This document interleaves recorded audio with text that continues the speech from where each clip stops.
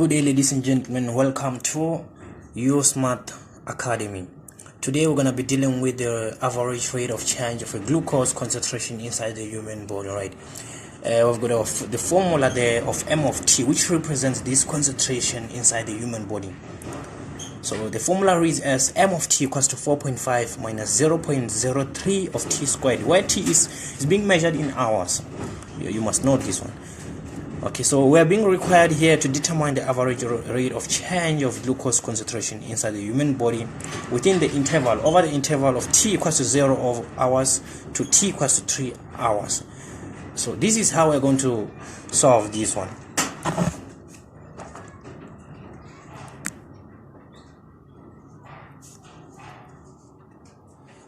Alright, with that, let me try to explain what the rate of change simply means. The rate of change is the same as the gradient. Yes, the average rate of change is the same as the gradient. So here we have to determine the gradient between these 2 points, T1 equals to 0 and T2 equals to 3, and T2 equals to 3. So in order for you to find the value of M2, okay, before that, this is the gradient. This is the gradient between these two values. So in order for you to find the value of M2 here, you will have to substitute this value of T2, which is 3, in this expression here. That will give you the value of M2. So let's do it together. 4.5 minus 0.03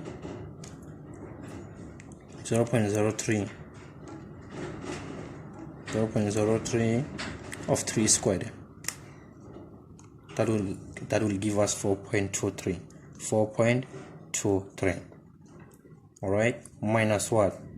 Minus 4.5 minus 0.03 of what? 0.03 of 0 squared. Of 0 squared, that will give us 4.5. All divided by 3 minus 0, isn't it? All divided by 3 minus 0. Therefore, we're left with what? 4.23 minus 4.5 divided by 3. That will give us negative 0.09. It will give us negative 0.09. So this is the rate. This is the average rate of change of a glucose concentration within this interval. All right, we have tried to come up with the average rate of change within the interval of T equals 0 to T equals to 3 hours, right? So here we are being required to determine the rate of change of a glucose concentration at T equals to 1, when T is equal to 1. So this one is more the same with the previous one, but the thing is, this one here, we're being required to find the rate of change at a particular time. All right, not within the interval, at a particular time here, at a specific time. So this is how we are going to solve it.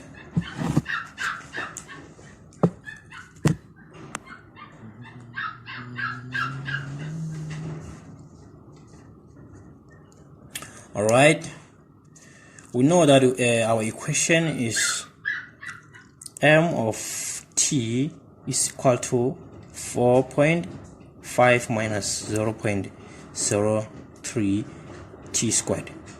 All right, now we want to find, I've explained that the rate of change is the same as the gradient, right?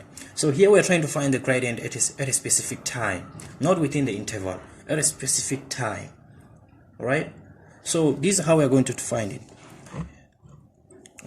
We're gonna say the gradient of M of T, which is the derivative of M of T, is the gradient of M of T, is the same as the gradient, right? So we're going to say derivative of M of T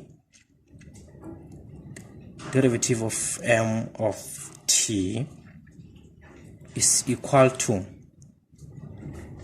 derivative of m of t is equal to negative 2 of what? 0.03 multiplied by t, multiply by t, multiply by t. All right, by replacing t with 1, we're going to have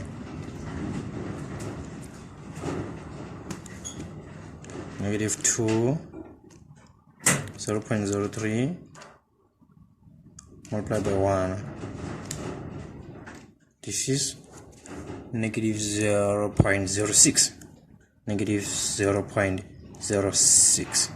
Now this is the average rate of change when t is equal to 1.